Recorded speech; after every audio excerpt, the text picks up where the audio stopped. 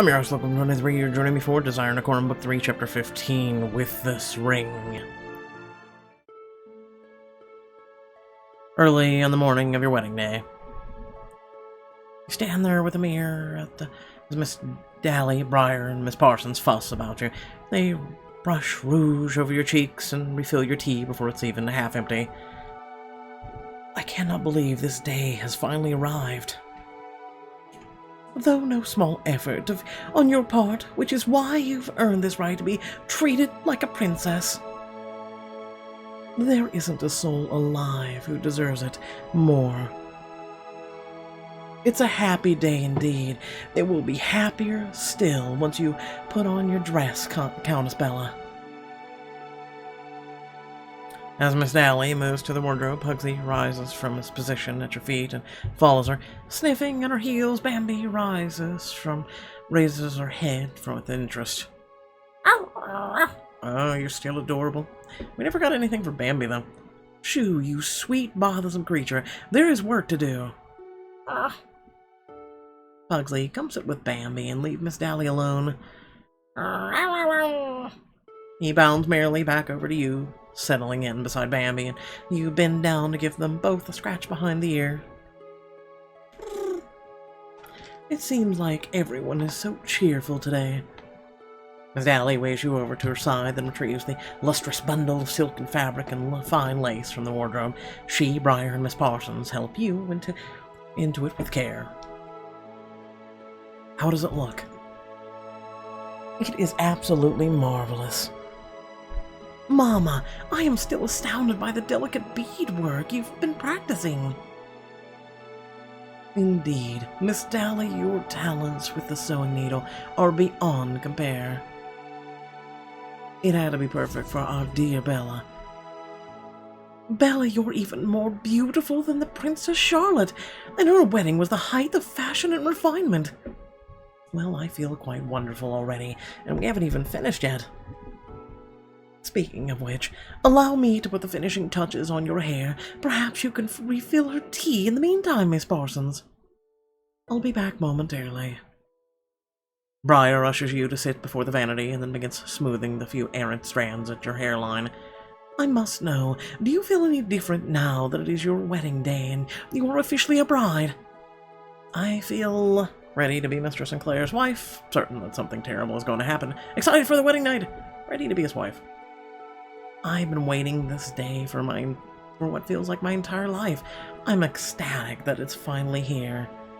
I fought so hard for this, and I mean to enjoy every second of it. Oh, each moment that passes today is a moment you snatch back from your enemies. You should relish it. There.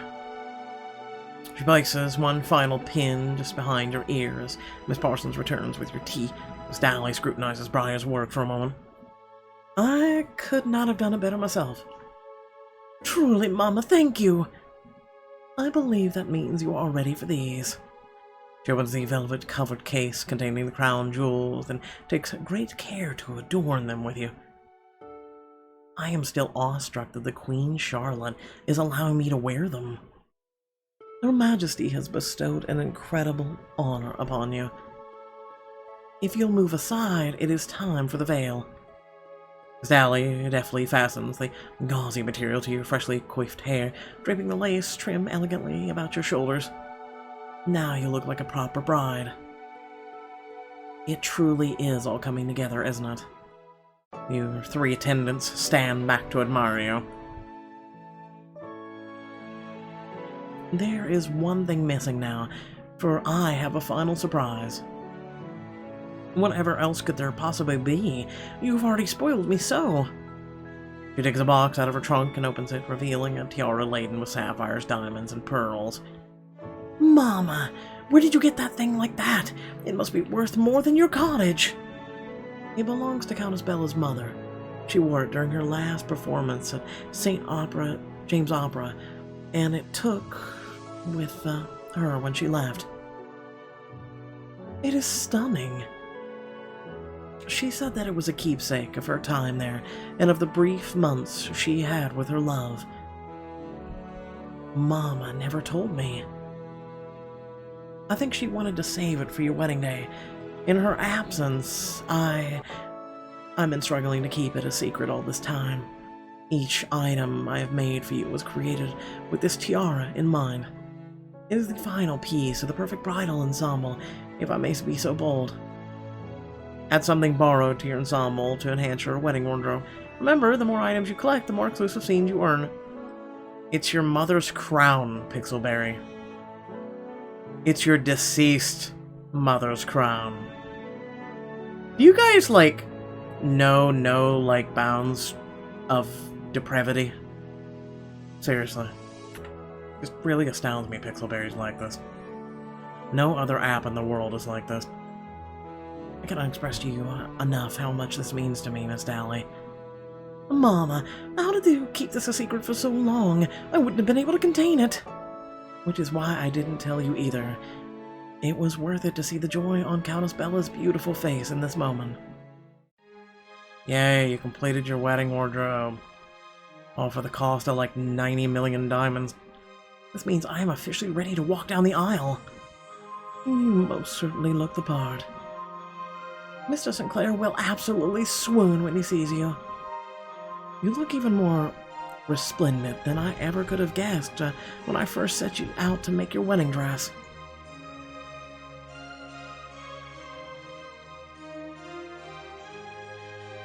Miss Dally, I must say, I give you your diligent work.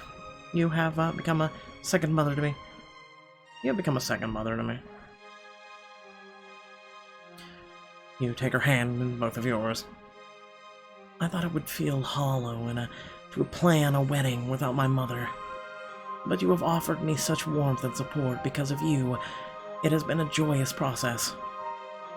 My heart swells to hear it, for that is exactly what I hope to give you. There's a swift knock on the door and your grandmother enters. Ah, God. My dear, you look astoundingly lovely. No one asked you. If you three would oblige or wish for a moment alone with my granddaughter, please don't leave me. Certainly, my lady. In any case, we have other preparations to attend to. The others depart, leaving you alone with the Dowager Countess. I wanted to offer you my best wishes today, my dear. After my part in your engagement to Mr. Richards, well, now I see what a proper wedding looks like. I'm not sure I take your meaning. You were a bride once, after all. Yes, and on my wedding day I believed your grandfather and I to be a perfect match. I had been raised to see compatibility as a matter of breeding and wealth, rather than shared ideals and affections. You sound like Countess Henrietta. Perhaps I was luckier than her, for I found a common ground with your grandfather. We learned to love each other. So what makes this proper wedding as compared to yourselves? Why, the fact that you and Mr. Sinclair already share a deep and earnest love, and will be all the more joyous for it.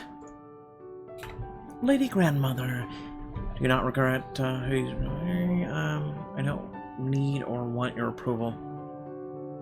I'm gonna go ahead and just stay neutral with this one. She sighs pensively. I do not regret it. After all, my marriage gave me the family I cherish, and I would not trade that. You cannot tell me you haven't considered it one or two occasions? I've spread a thought or two over the idea over the years, but your grandfather was a good man. He made his mistakes, to be certain, but who among us has not? I would not undo my life with him. The door creaks open behind your grandmother, and you see a hint of Briar's face peeking through. Thank you for saving me, Briar. I'm sorry to interrupt, but I have a rather urgent matter that requires Countess Bella's attention. Very well. I'll see you at the church, my dear. She excuses herself, and Briar closes the door behind her. Don't tell me something terrible has happened. No, do not fret, Bella. I've only come to tell you that Mr. Sinclair wishes to speak with you. I thought it was, not so uber to see the bride on the wedding day. Oh, Briar, you cannot scare me like that. But it is very entertaining. How can I resist? Go to your chambers. Mr. Sinclair will be waiting on the other side of the servant's door, so we can't see you in your dress. Slip out of the bridal parlor and rush to your room. You pause by the servant's entrance. Ernest, are you there? Oh, Bella. What a joy it is to hear your voice. If only I could hold you in my arms as well. But there is an important matter I need to speak with you about directly. Miss Daly mentioned as much, but whatever could be so pressing? It is the matter of our names. When Bishop Monroe announces us as husband and wife, what will he call us? I suppose all the planning I haven't given it much consideration. Under normal circumstances, you would take my name, but you're the Countess of Edgewater, so the decision is yours. Taking my husband's surname would definitely be the most traditional choice. Yet you have never been the most traditional woman. I would support you if you wish to keep your own surname. Tell me, what do you desire, and I will make it so.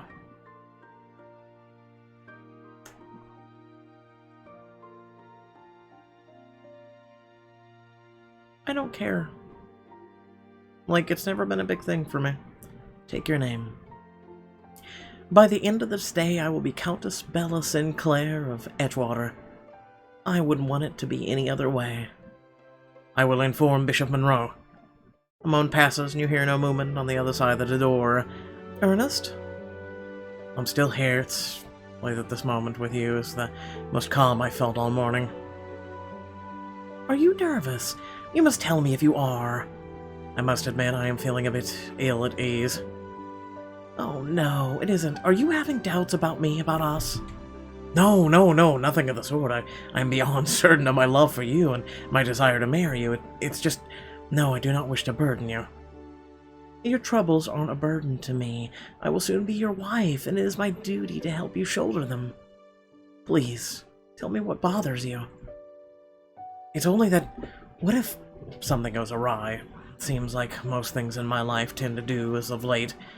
Yet, if only I could see your face, surely that would steady me. You press your hand against the door, imagining Mr. Sinclair on the other side. Your fingers run along the wooden barrier, keeping you apart. And Mr. Sinclair in to soothe his nerves and to see him before the wedding in this exclusive scene. Aww, breaking a rule. Why not? What sort of wife would I be if I had the power to soothe you and chose not to? You must come in at once. But is it bad luck to see the bride in her dress before the ceremony? Well, then, any bad luck will have to contend with me. I have already been through so much and thrived in spite of it. What is a little bad luck to us? You have a point. I pity anything that would attempt to stand between us and happiness. So, and then what are you waiting for? You open the door, revealing Mr. Sinclair at the threshold. Your gaze lingers on his form as he steps into your bedroom. I cannot believe I get to marry such a dashing man. You have never looked more desirable. Dashing man. I will be the envy of everyone as I marry such a handsome, finely dressed man. Is there anyone to credit for my appearance? It is you. Not only did you approve my attire, but I'm sure the joy I feel at joining my life to yours is plain on my face. I wouldn't call anything about your face plain, my Ernest. And what of you? He takes in the full sight of you and smiles grow even wider as his eyes sweep up your dress and finally meet yours.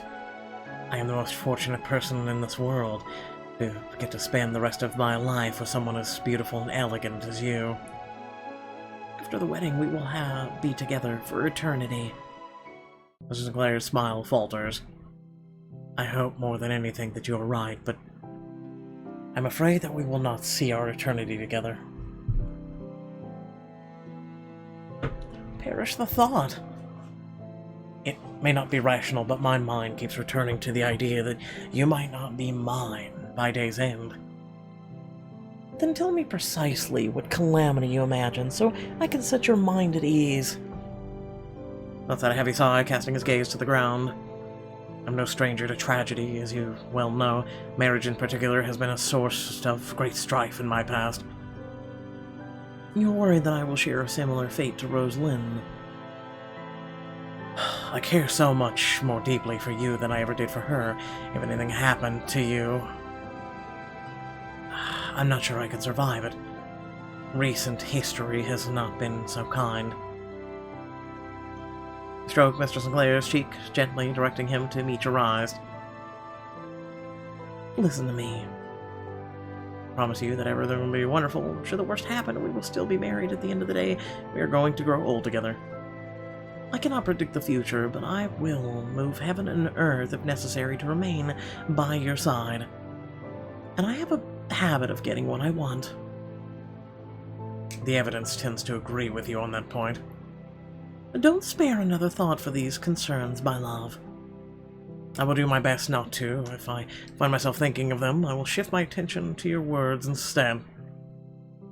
Sinclair places his hand over yours for a moment, eyeing you tenderly. Perhaps it would also help to know you are faring well today. What is your secret? I have never been more certain of anything than my desire to marry you, and yet I am still as nervous as I have ever been.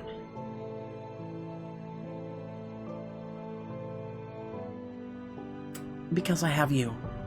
You give me the strength and assurance to see me through each and every day, no matter the obstacles I face. Today may be a special day, but it is no different in that respect. With you by my side, I am never truly afraid.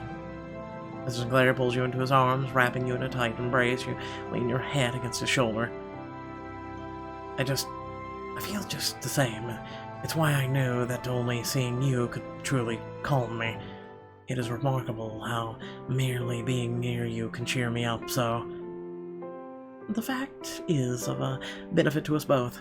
It means I get to spend ever more time with you after all. All of that said, my nerves haven't completely subsided. Allow me to attempt one more tactic. Mr. Sinclair leans in and kisses you softly, his lips pillowy against your own. You trace a line across his lower lip with your tongue before pulling away a few inches.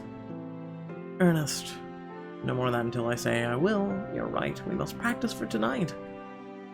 How else will it be perfection you deserve? Sinclair slides a hand up your bare arm and to your shoulder.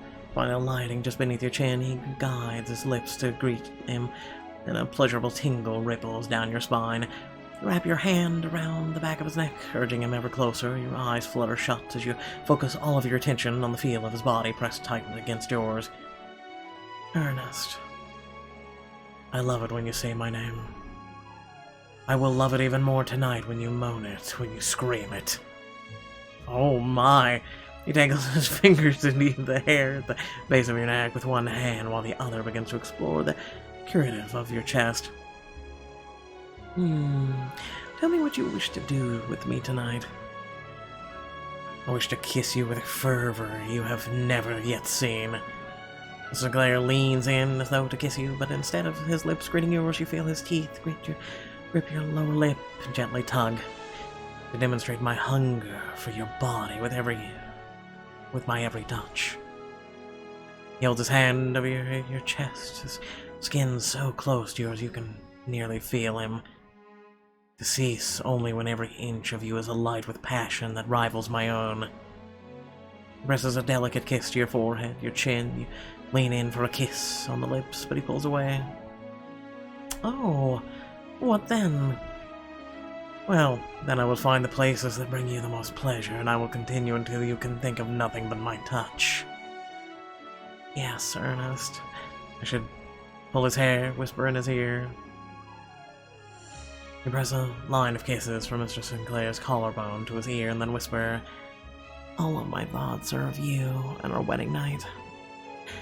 My mind lingers on the things you describe, on my own wishes.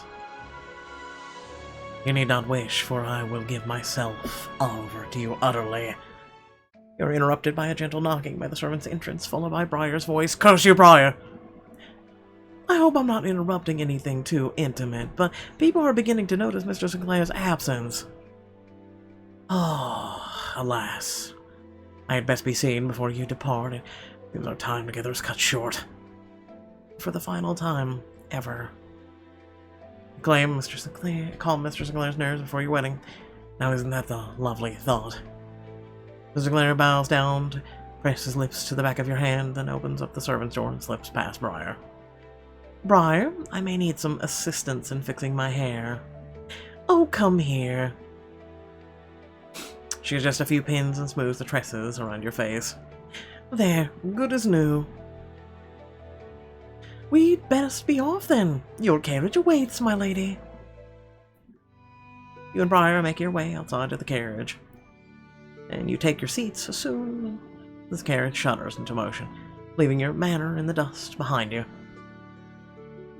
Insisting that we have the carriage to ourselves was a true stroke of inspiration, Briar. Well, mostly to ourselves in any case.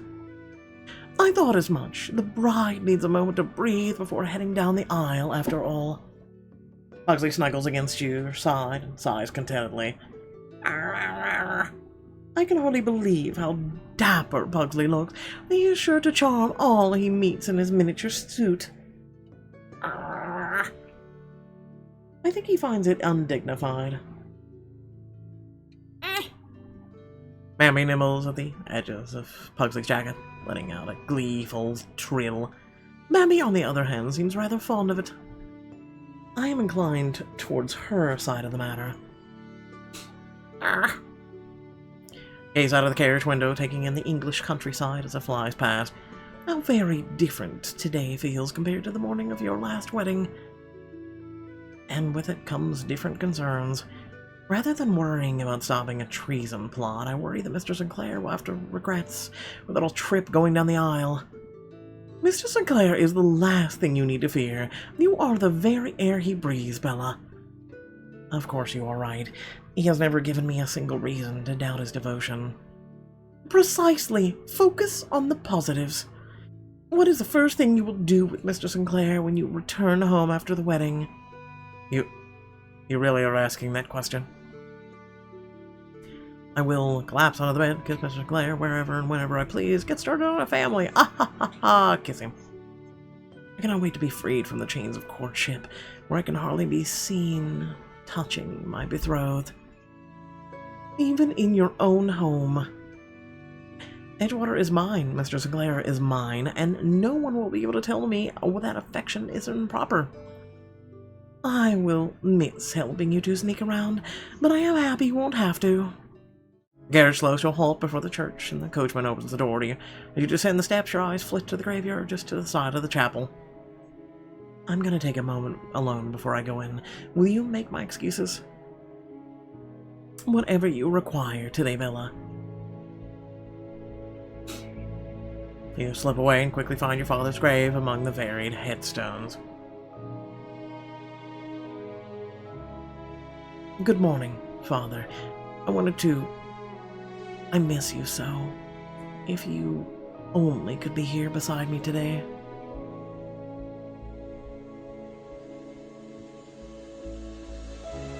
Even so, I know you are looking down on me, just as you have been through all that I've had to overcome. If you were here, you would probably say, you're proud of me. You can't believe Viscount Harry is alive, but I'm doing what you wish you could have with Mama. I'm marrying for love and building a life on the foundation of mutual passion and admiration. I think you would approve, knowing what losing your own love cost you. You press your hand to the cold stone in front of you and then release a heavy sigh. Alas, I could only guess at what you would say today. No need to wonder. You quickly turn to find Viscount Harry and Mr. Marlcaster approaching. It seems we all have the same idea in paying our respects to Father. His heart would be warmed to see the three of us here together. You know, Father offered me advice regarding my nuptials to Miss Parsons before I left. Perhaps his words have some relevance to you. You would tell me? You have grown rather close in spite of the friction Comte Renard caused. If I can offer my brotherly assistance, I wish to. I was not son by blood, but he offered me so much advice over the years, I may have something of value to add as well. Listen to Viscount Henry and Master Marlcaster stories to hear more about your father and to improve your relationship with Viscount Harry. Hey guys, Just think, Pokemon. 4 days. 4 days. I mean, midnight launch, but 4 days. Technically 5.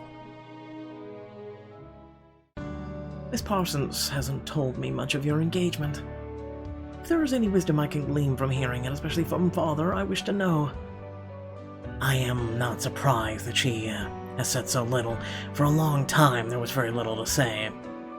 Our families were so close, and the two of them such good friends, that the marriage always seemed a foregone conclusion, even though we both knew there was no romantic feeling shared. So you knew even before a formal betrothal? Yes, but even after the formal arrangements, none of it felt real until years later when our grandmother demanded I set a date. Oh my. That sounds quite familiar. Lady Grandmother has been equally forceful in both of my engagements. She is very dear to me, of course, but I could have done without the insistence. I'm not even her grandson, and she gave me no peace during my engagement to Miss Sutton. In any case, it was at that point that I began to lose my nerve around the whole thing. I sought our father's counsel. I found him reading in his study, though. He closed his book as soon as he saw my expression. "My son, you look distraught. Is something the matter?" I don't wish to concern you with trivial matters. I believe you do, or you would have not sought me out. Come, tell me what's on your mind. I know that I am to marry Miss Parsons, but should we not wait a while longer? We are both still so young. Perhaps if you knew what you were waiting for. What if I'm a bad husband? What if everything between us changes? Ease your mind, my son. For one thing, I can assure you that everything will change once you're married. It isn't the sort of thing you should rush into. So then, how do I know if I'm ready? Look into yourself and examine whether those nerves or some fear associated with any upheaval. Or if you're truly not ready to take this step, if it's latter, tell your grandmother to wait. I don't... Give it more than a moment's thought. Return once you have had time for ample reflection. My mind wandered back to that conversation when I was considering the Crown's offer. I knew I was afraid, but I realized those fears paled by comparison to the opportunities before me. Father's advice was sound, but I know that I have no fears at all. The life before me is worth surmounting any hesitations. All of life's greatest opportunities come with a dash of fear. I was terrified when I first came to Edgewater. I was certain Father would take one look at me and send me back to Grovershire. And look at you now. Exactly. It was one of the best decisions I ever made, second only to accepting Mr. Sinclair's proposal. In that case, I believe Father would advise you to stay the course, as would I. What did you finally tell Father once you had given the marriage some thought? After I took some time, I sought him out during his daily stroll around the estate. Father, I've been thinking on your advice for the last few days, and I'm simply not ready to get married. I know it in my heart. Then I support your choice, and should your mother or grandmother give you any trouble, I wouldn't intervene. Relief washed over me in that moment. Thank you, Father. Can I ask one more thing? How did you know when you were ready with Mother? Paused for a long moment of contemplation, then sighed. When I fell in love, all I can compare it to is the sunrise. There was a hint of intriguing pink on the horizon that caught my eye. Each moment I kept looking, it entranced me further. It pales compared to the moment when the love burst from my heart like the sun over the horizon. Such a love sounds wonderful. It was. My world was alight, and I had only to choose whether to embrace it or to close my eyes. I knew for all the closeness of our friendship, I have never felt that way about Miss Parsons. Nor she you. I did always wonder about that advice. Father and Mother were never especially affectionate. Viscount Harry...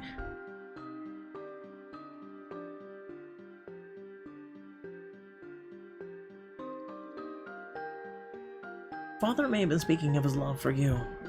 Father may not have felt that way about Countess Henrietta, but he surely loved you with every fiber of his being. I suppose, if he wasn't speaking of his wife, it would stand to reason that he was speaking of his child. Yeah, I didn't want to be a complete a-hole and say my mother, not yours. I must be truly have been treasured. You still are, brother.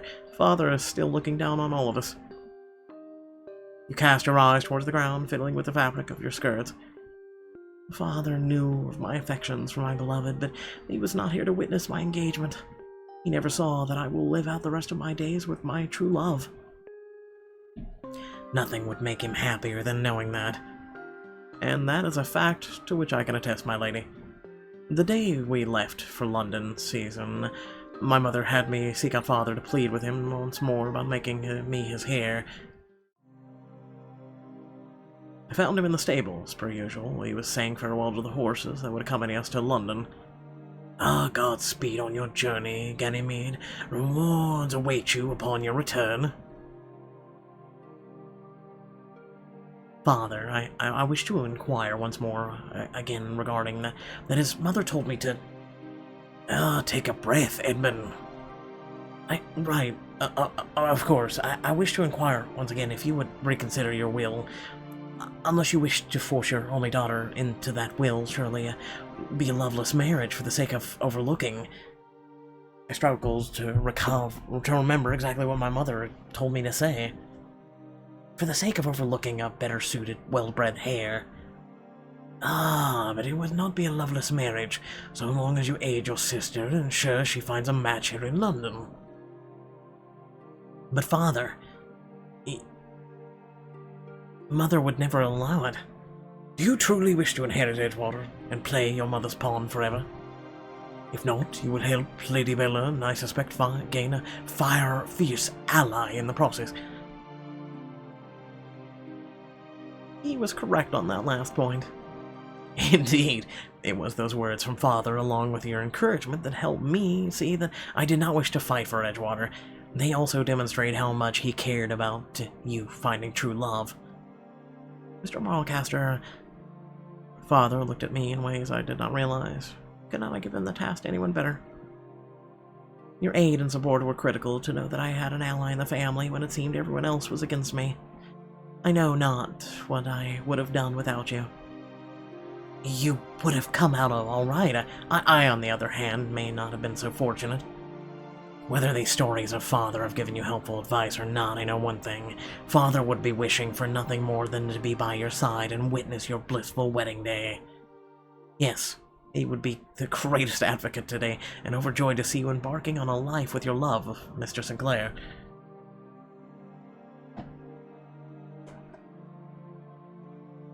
He would be comforted to know that I have you two here in his stead.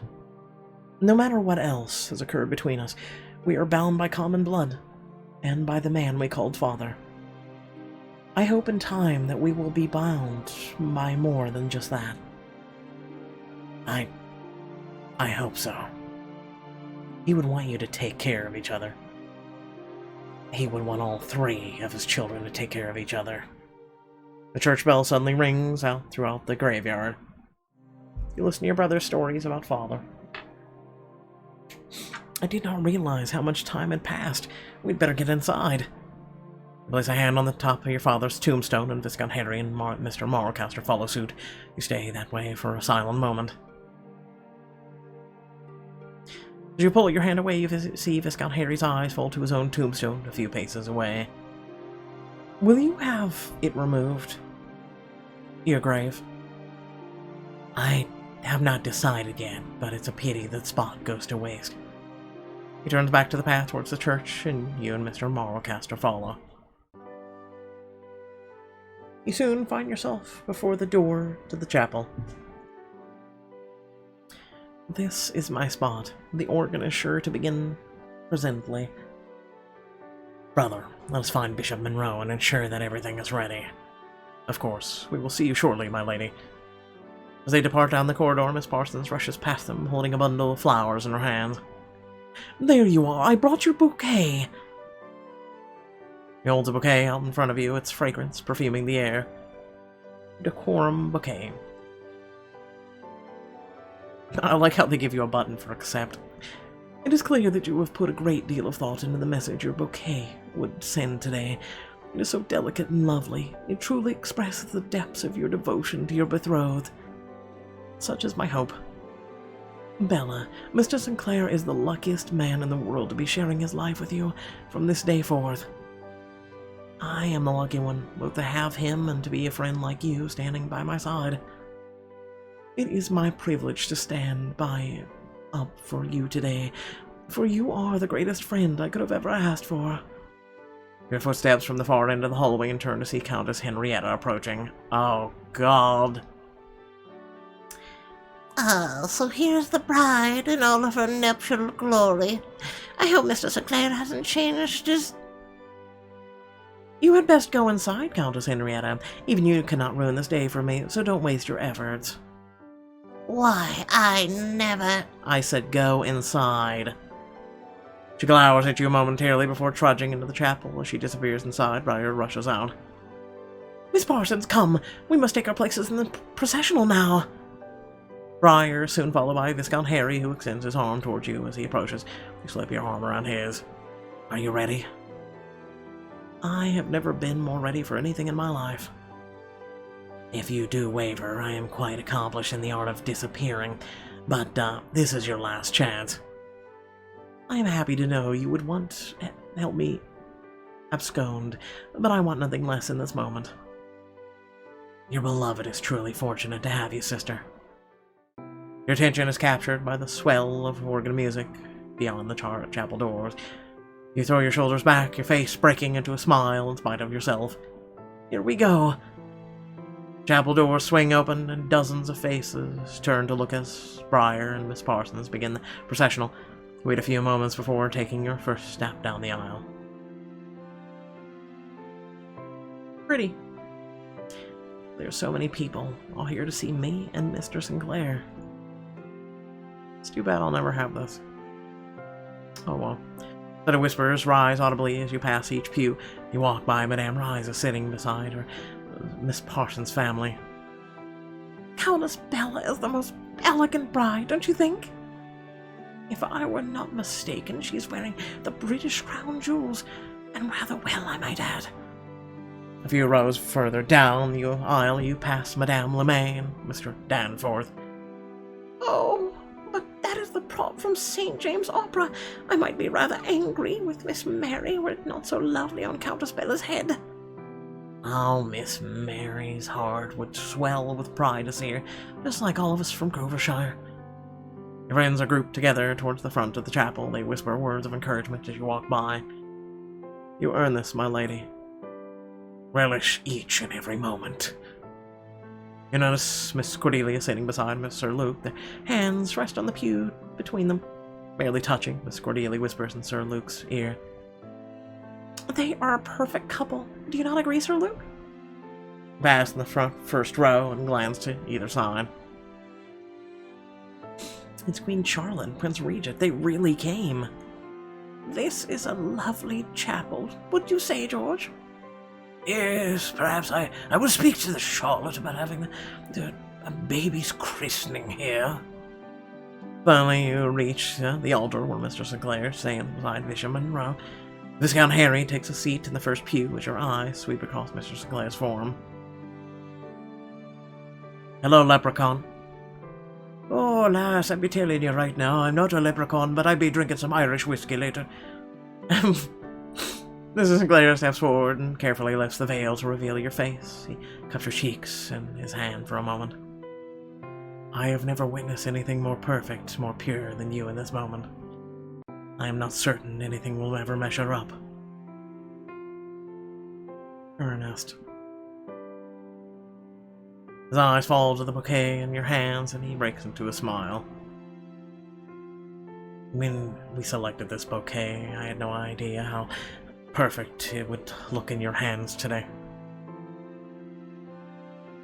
The message is clear.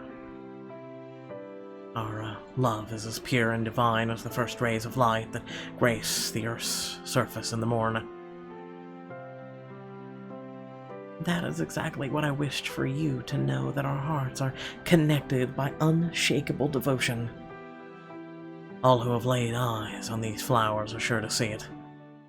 Dearly beloved, we are gathered here today to join together this man and this woman in holy matrimony. Hold on. I assume the gender of an attack Apache helicopter. Okay, this attack Apache. Let us not forget the spirit of this union. Love conquers all obstacles. They're the perfect words, if I may say. First, it was adorned. You smile giddily as Mr. Bishop Monroe, excuse me, continues through the words of the ceremony. You lean in to whisper to Mr. Sinclair.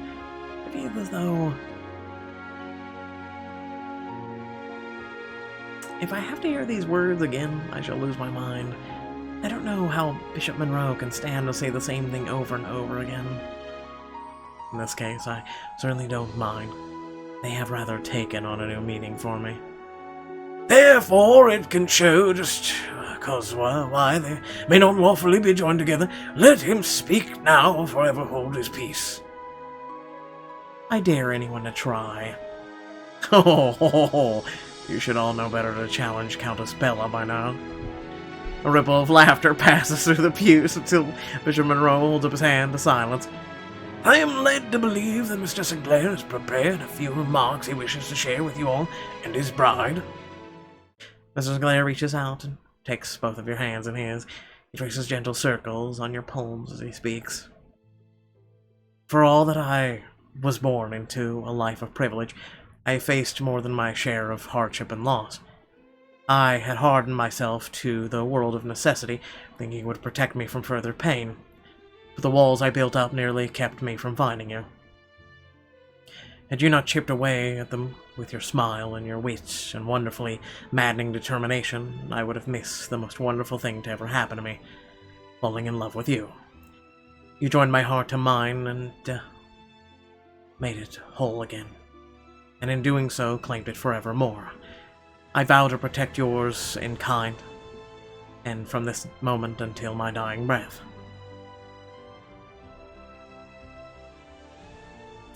Squeeze his hand. I will cherish your words forever. You briefly tighten your grip on his hand, and he squeezes back. And now, Countess Bella will speak the words of her heart in turn. Our love story began the moment I first laid eyes upon you. I was enchanted from the very beginning, whether I realized it or not. I recall that day as though it were yesterday. We have been through so much together since then, and yet through all of it, you have remained steadfast by my side. You have sustained me. You have been the very breath in my lungs and the very beat of my heart. On this day, the day we unite as one, I promise that I will not let anything stand between us. Now, or ever. I will fight for our love with every ounce of strength within me, against anything that would seek to threaten it. If there ever were one word to encapsulate our wedding, our marriage, let it be eternity. Yes, eternity. There could be no more fitting a word. Yeah, Mr. Sinclair turned back to Bishop Monroe. Mr. Ernest Sinclair, wilt thou have this woman to be thy wedded wife? Wilt thou love her, comfort her, honor, and keep her in sickness and in health, so long as you both shall live? I will. And Countess Bella, wilt thou have this man to thy wedded husband? Wilt thou love him, serve, honor, and keep him in sickness and in health, so long as you both live? Yes, at long last, yes. That's my Bella. Bishop Monroe's ceremonial expression cracks, revealing an amused smile. You do need to actually say the words I will. I will. Hail, Mr. Sinclair, if you will place the ring upon her finger and repeat the words. Mr. Sinclair reaches into his jacket and produces your ring. He slides it onto your left hand as he utters. With this ring I thee wed, with my body I thee worship, and with all worldly goods I thee endow. He takes your left hand and gently slides the ring onto your finger. It sparkles in the morning light. You touch the metal of the ring, still warm from Mr. Sinclair's pocket, and recall your chosen engraving. I shall never forget. 3 August 1816. How very effulgent. I hope Countess Bella will give me the name of her jeweler. For as much as Mr. Ernest and Sinclair and Countess Bella Hartford have consented together in holy wedlock, I pronounce that they be man and wife together in the name of the Father, the Son, and the Holy Ghost. Amen. Married. Ha, finally. You beam at Mr. Sinclair, your eyes glossy with tears. You lean in, your eyes locked with Mr. Sinclair's as you feel an inescapable pull towards his lips. Ernest. Your lips meet and his warmth blossoms in your chest, spreading through you in a tingling ripple. All too soon you must pull away. My Bella. My wife. It is true privilege to present for the first time Mr. Ernest Sinclair of Ledford Park and Countess Bella Sinclair of Edgewater. Hurrah! To the happy couple!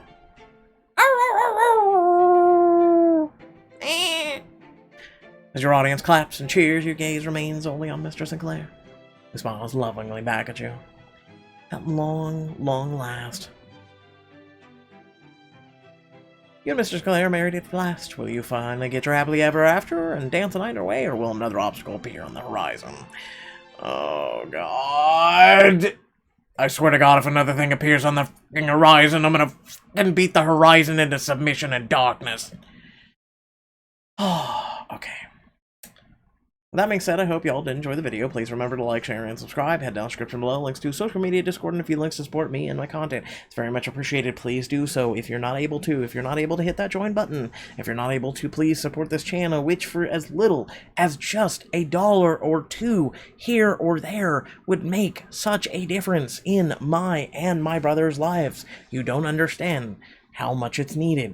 If you haven't checked Twitter, Facebook, as well as Instagram as of lately, and seen how badly I need your help, I don't know what else to tell you. If you don't care, let me know in the comment section below, or just, I don't know why you're here. I don't know why you're here. Just please help. That's all I'm asking. Please share it. If you're not able to, just for whatever bloody reason, you can't give a single $1 bill. If you cannot, for whatever bloody reason, please share it with your friends, your family. Get the world to please know that I'm under some dire, just strain and just really crappy circumstances. It means the world. Without further ado, thank you for watching, and I'll catch you all in the next video. Peace.